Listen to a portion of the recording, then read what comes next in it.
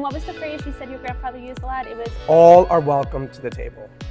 And when I was writing the book, The Delmonico Way, I really wanted to touch points on that, right? So when we had this, for instance, this luncheon, this was the first luncheon for women at Delmonico's for the Salvation Army.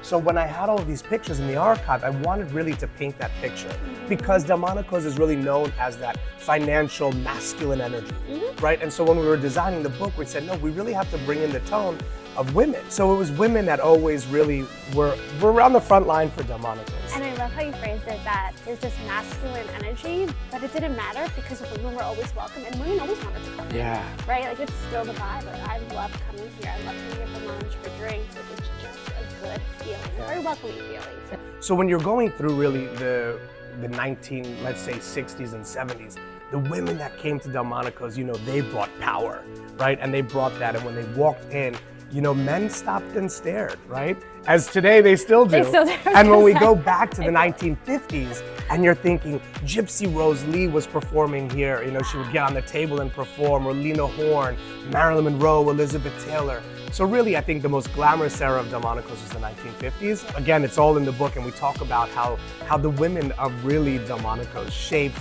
the restaurant, but also it was the women, entertainers especially Gypsy Rose Lee, who would bring the clientele down.